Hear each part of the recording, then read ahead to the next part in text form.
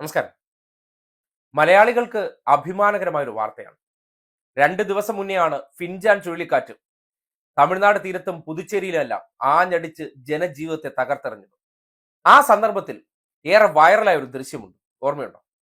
ഒരു NDRF ഉദ്യോഗസ്ഥ ഭയന്നുപോയി അവനെ സമാധാനപ്പെടുത്തി ഒപ്പം രക്ഷപ്പെടുത്തി കൊണ്ടുപോകുന്നതിന്റെ ദൃശ്യം മറന്നോ? ഇത് കണ്ടേ. വെളിയെ പോണെന്ന് തരണേ കുടിക്കാൻ വെള്ളം ചോദിക്കുക. വെള്ളമില്ല, അതില്ല ചേട്ടാ, ഇവിടെ നല്ല വെള്ളം ഉണ്ടല്ലോ. ആ ഇതാ ഭയങ്കര പ്രശ്നമുള്ളോ ഇതാ.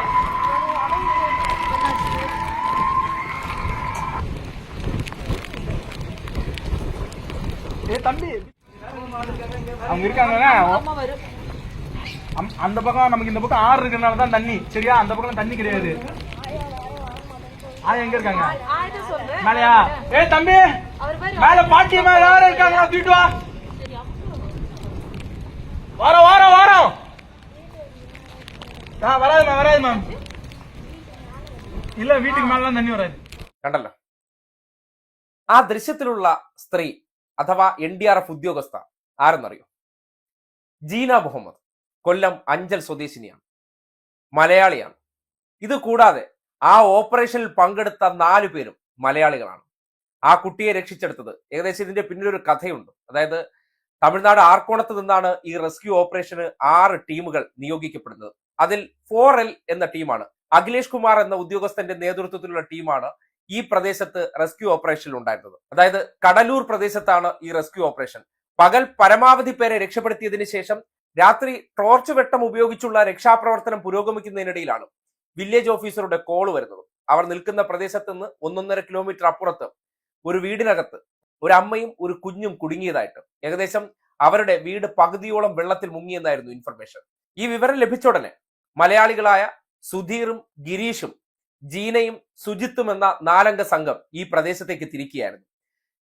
കുത്തിയൊലിക്കുന്ന വെള്ളത്തിലാണ് ഈ തെരച്ചിലിന് കടന്നു പോകുന്നത്. ആ സന്ദർഭത്തിൽ ഈ വീട് എവിടെയാണെന്ന് പോലും ഇവർക്കറിയില്ല. ഒടുവിൽ തെരഞ്ഞു പിടിച്ച് വീട് കണ്ടെത്തുമ്പോൾ ഏകദേശം ആ വീടിന്റെ 1/4 ഭാഗത്തോളം മുങ്ങിക്കഴിഞ്ഞിരുന്നു.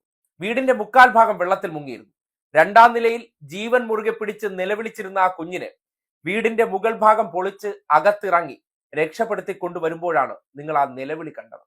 ആ സന്ദർഭത്തിലാണ് ആ കുട്ടിയെ ജീന സമാധാനിപ്പിക്കുന്നതിന്റെ ദൃശ്യം നമ്മൾ കണ്ടത്. എത്ര ഹൃദയഭേദകമാണ്. അമ്മയുടെ കാര്യം ഓർത്ത് അവൻ നിലവിളിക്കുമ്പോൾ അമ്മയെപ്പോലെ കൂടെ ഇരുന്ന് സമാധാനിപ്പിക്കുന്ന ആ കാഴ്ച ആരുടെയും ഹൃദയത്തിൽ തൊടുമെന്നുള്ള കാര്യത്തിൽ ഒരു സംശയവുമില്ല.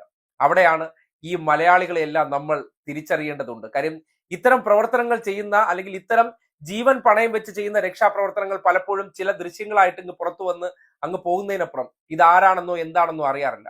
അതങ്ങനെ പാടില്ല. അവരൊക്കെ ഈ സമൂഹം അറിയണം. അവർ ചെയ്ത ആ നന്മ പ്രവർത്തനം ഈ ലോകത്തിന്റെ മുന്നിൽ നമ്മൾ തുറന്നു കാട്ടിക്കൊടുക്കേണ്ടതുണ്ട്. പ്രത്യേകിച്ച് മലയാളികൾ കൂടിയാകുമ്പോൾ അത് ഈ നാടിന്റെ മാധ്യമ പ്രവർത്തനത്തിന്റെ ഉത്തരവാദിത്തം കൂടിയാണെന്ന് കരുതുന്നുണ്ട്. അതുകൊണ്ടാണ് കൊല്ലം അഞ്ചൽ സ്വദേശിനിയായിട്ടുള്ള ജീന മുഹമ്മദിനെയും തിരുവനന്തപുരം കഴക്കൂട്ടം സ്വദേശിയായിട്ടുള്ള സുധീറിനെയും പാലോട് സ്വദേശിയായ സുജിത്തിനെയും കന്യാകുമാരി സ്വദേശിയായിട്ടുള്ള ഗിരീഷിനെയും നമ്മൾ പേരെടുത്ത് പറഞ്ഞ് ജനങ്ങളുടെ മുന്നിൽ അവരെ പരിചയപ്പെടുത്തുന്നത്. അവരെ അറിഞ്ഞിരിക്കണം. കാര്യം നമ്മുടെ മലയാളികളായിട്ടുള്ളവർ NDRF പോലുള്ള പ്രവർത്തനങ്ങളിലൊക്കെ ഇടപെട്ട് അവർ ദുരന്ത മേഖലയിൽ പല തരത്തിലുള്ള ജീവൻ മരണ പോരാട്ടങ്ങൾ നടത്തുമ്പോൾ സ്വാഭാവികമായും ഇതൊക്കെയാണ് ഒരു അംഗീകാരമെന്ന് പറയുന്നത്. കാര്യം ചെയ്ത പ്രവർത്തനങ്ങൾ ജനം അറിയണ്ടേ, നമ്മൾ മാത്രം അറിഞ്ഞാൽ പോരല്ലോ. അതുകൊണ്ടാണ് ആ ദൃശ്യങ്ങൾ കിട്ടിയപ്പോൾ, അവരുടെ വിവരം ലഭിച്ചപ്പോൾ നിങ്ങളുടെ മുന്നിൽ അത് അവതരിപ്പിക്കണമെന്ന് കരുതിയത്. എന്തായാലും അതിന്റെ കുറേയേറെ ദൃശ്യങ്ങളുണ്ട്. ആ ദൃശ്യങ്ങൾ കൂടി നിങ്ങൾ കണ്ടിരിക്കണം.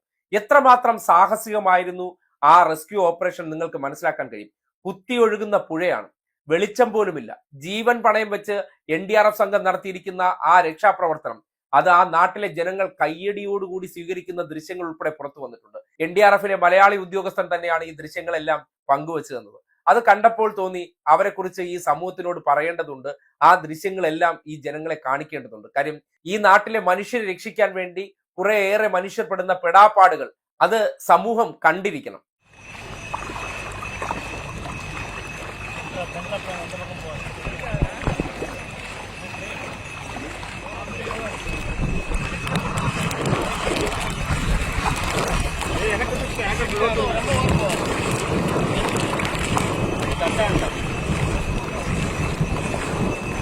ఈ కంట్లో ఏం పట్టలేదు కదా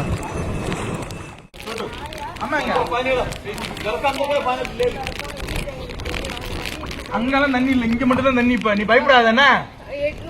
சரி எடுத்துட்டு போற, நீ பயப்படாத. இல்ல அம்மா அவர அம்மா வேற ஸ்தலத்துக்கு அம்மா கூட்டு போயிருப்பாங்க, நீ என்ன பயப்படாத. இருக்கட்டுமா, நாளைக்கு வந்துருவோம், நாளைக்கு நார்மல் ஆயிடும். இன்னைக்கு ஒரு நாள் தான் தண்ணி, இன்னும் ஒரு நாள் என்ன அட்ஜஸ்ட் பண்ணிக்கோ. போன வெளியே போனு தரனே குடிக்க வெள்ளம் சொல்லிக்கோ. വെള്ളം ഇല്ല, അതില്ല. ചേട്ടാ ഇവിടെ നല്ല വെള്ളം ഉണ്ടല്ലോ.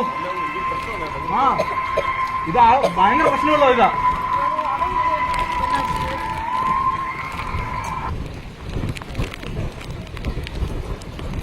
தம்பி சரி சரி ஒண்ணும் இல்லை, போயிடலாண்ணே.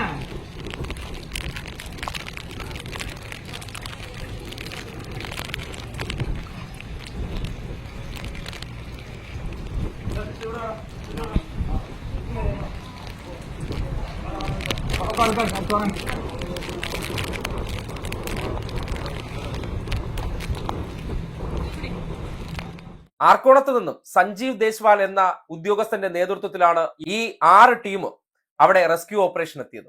അവർ നടത്തിയ രക്ഷാപ്രവർത്തനം ജനങ്ങൾ തന്നെ തിരിച്ചറിഞ്ഞിട്ടുണ്ട്. അത്രമാത്രം സാഹസികമായിരുന്നു.